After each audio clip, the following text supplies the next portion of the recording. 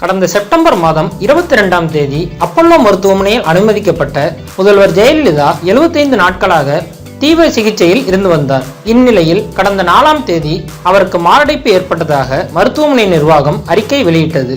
அதனைத் தொடர்ந்து 5ஆம் தேதி இரவு முதல்வர் காலமானார் என்று அதிகாரப்பூர்வ அறிவிப்பு வெளியானது.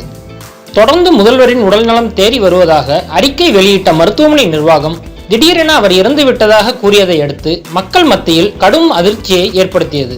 சமூக வலைதளங்களில் ஒவ்வொருவரும் நாளொரு சந்தேகமும் பொழுதொரு குற்றச்சாட்டும் வெளியிட்டு வருகின்றனர்.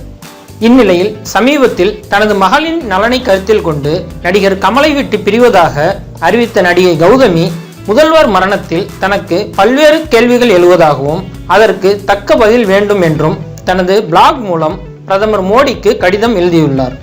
அக்கடிதத்தில் முதல்வரின் மரண செய்தியை கேட்டு அதிர்ச்சி அடைந்ததாகவும் சிறந்த தலைவரான முதல்வர் ஜெயலலிதா பெண்களுக்கு உந்து சக்தியாக இருந்துள்ளார், எனது வாழ்க்கையில் முன்னேற்றம் ஏற்பட அவர் பெரிதும் தூண்டுதலாக அமைந்தார் என்றும் கூறியுள்ளார்.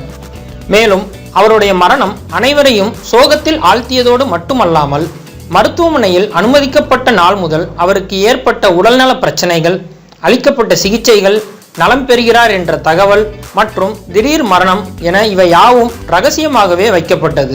இவைகளை யார் ரகசியமாக வைத்தனர், யார் அவர்களுக்கு அதிகாரம் கொடுத்தது, முதல்வரை யாரும் பார்க்க அனுமதிக்காதது ஏன் என்று பல கேள்விகளை முன்வைக்கிறார்.